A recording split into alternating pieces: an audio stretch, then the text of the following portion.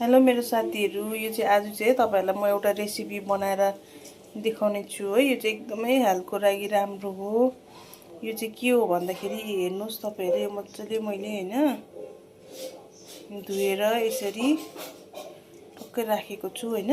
अब पकाउन आँटेको छु यसलाई। यो चाहिँ के हो भन्दा चाहिँ यो चाहिँ राम्रो हेर्नुस् त के हो जस्तो लाग्यो तपाईहरुलाई। यो चाहिँ मेथी हो। यो चाहिँ मेथीलाई चाहिँ मज्जाले उयो गरेर पानीमा राख्दा पनि हुन्छ। तपाईहरुले यो चाहिँ मेथीलाई भिजाएर तपाईहरुले राख्नुभयो भने चाहिँ यसको मसिनो यसरी टुसाहरू आउनेछ हैन, कलीहरू आउनेछ। अनि तपाईहरुले यो खानु सक्नुहुनेछ। यो चाहिँ मज्जाले अचारहरू बनाएर सलादहरू पनि खानु सक्नुहुनेछ। यतिकै पनि खानु सक्नुहुन्छ तपाईहरुले। यसले चाहिँ के साइड इफेक्टहरू गर्दैन हैन। यसले चाहिँ वेट म्यानेजमेन्ट पनि गर्छ। र जसको चाहिँ प्रेसरहरू हैन, ब्लड प्रेसरहरू हाई छ त्यसलाई चाहिँ एकदम म्यानेज गर्छ यसले हो। तपाईहरुले लिनु सक्नुहुनेछ। अनि ज्यादातर हामी मेडिसिनहरू लिइराख्नुपर्छ हैन हामीले, किनकि हामीले अर्ग्यानिक चीजहरू हामी लिँदैनौं। त्यही भएर चाहिँ हामीलाई चाहिँ कति कुराहरू बिमारीहरू भेट्छ। तर हामीले चाहिँ अर्ग्यानिक कुराहरू यसरी आफै घरमा बनाएर खानु सक्नुहुन्छ यो चाहिँ हैन।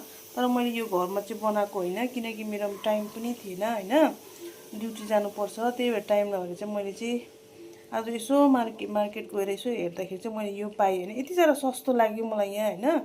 यो चाहिँ जोरथाङबाट ल्याएको, जोरथाङ मार्केट बजारबाट है। यो सन्डे लाग्छ, अन्त इभिनिङमा गएको थिएँ। यस्तो दामी यति एक पोकाको चाहिँ यो चाहिँ एक उयसको चाहिँ कति रुपियाँ भने 20 रुपियाँ मात्रै अरे। यति साह्रो सस्तो पनि, यति साह्रो अब हेल्दी पनि छ। म तपाईहरुलाई अब बनाएर देखाउँछु कस्तो प्रकारले बनाउँछ भनेर हो।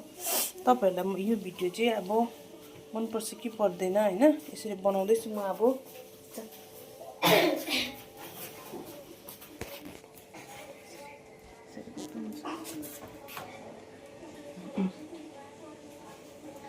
अब यसमा चाहिँ तपाईहरुले बेसी तेल लाउनु सक्नुहुन्छ हो, कम्ती तेल लाउनु सक्नु पनि हुन्छ। अब हेल्दी खानुहुन्छ भने चाहिँ कम्ती तेल लगाउनुहोस् हो। यहाँ चाहिँ म चाहिँ यतिकै हालिरहेको छु ठिकैकोमा हो। मुखी प्याजहरू मैले बेसी काटेको छु हो, त्यही भएर चाहिँ अलिकति तेल लगाएको छु।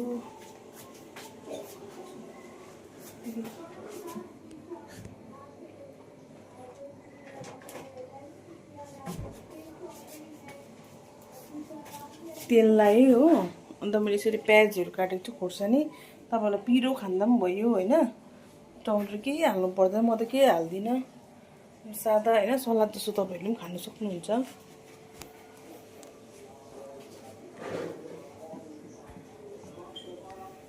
यो चाहिँ एकदमै हेल्दी छ है साथीभाइहरु, तपाईहरु लिनुहोस्। तपाईहरुले सबै कुरा भन्दा ठुलो चाहिँ हाम्रो चाहिँ हेल्थै हो हैन। हाम्रोमा पैसा रुपियाँ छ भने पनि राम्रो हो, तर पैसा रुपियाँ छ भने हेल्थ छैन भने चाहिँ हाम्रोमा चाहिँ केही त्यो बेनिफिट हामी उठाउन पाउँदैनौँ पैसाको पनि हैन। त्यही भएर पहिला फर्स्टमा चाहिँ हामीले चाहिँ आफ्नो हेल्थलाई चाहिँ एकदम राम्रो राख्नुपर्छ। त्यही भएर चाहिँ हामीले यसरी अर्ग्यानिक चिजहरू खायो भने हाम्रो सिक्किममा कस्तो फ्यासिलिटीहरू छ यसरी हैन। यसरी अर्ग्यानिक चिजहरू पाउँछ कि केहरू हामीले आफै घरमा पनि बनाएर खान सक्छ हामीले।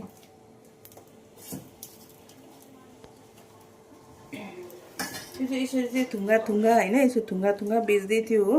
अन्त मैले थुङ्गामै ल्याएको। अब हेर्नुस् त कस्तो अर्ग्यानिक देख्छ हैन, यसरी राख्दा। यो बस्तीबाट ल्याएको थियो हो।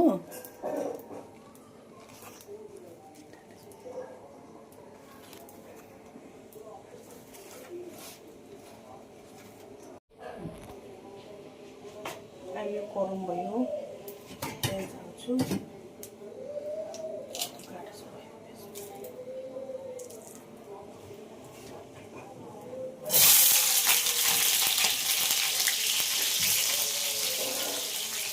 सब्जी चाहिँ हामीले पकाएर चाहिँ हामी खानु सक्छ हैन,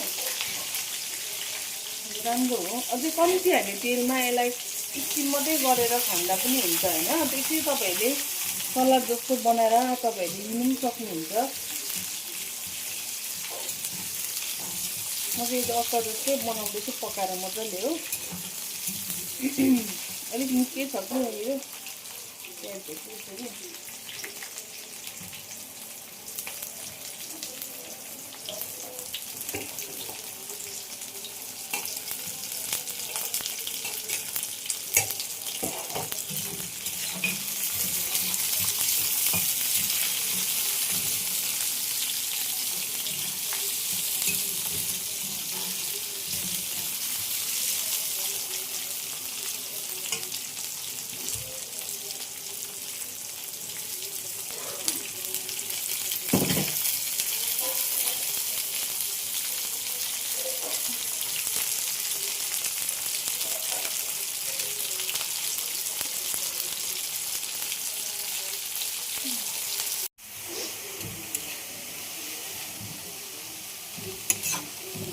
मिठो भने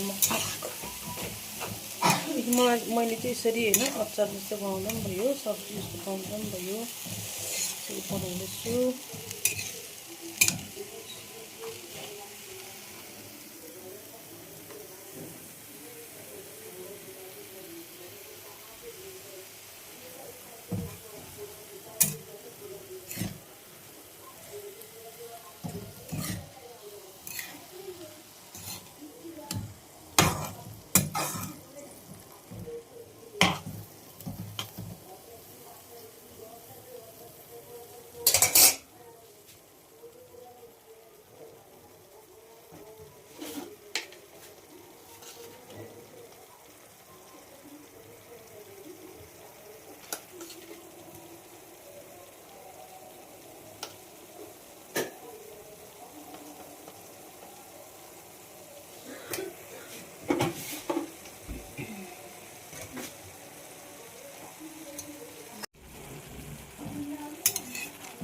अब यो चाहिँ रेडी भयो होइन। तपाईँले यतिकै खाँदा पनि हुन्छ हो।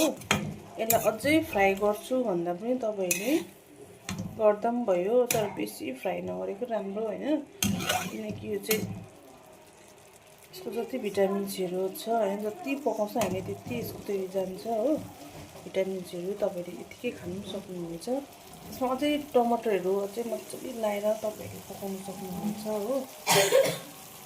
यसको टेस्ट चाहिँ एकदम दामी हुन्छ।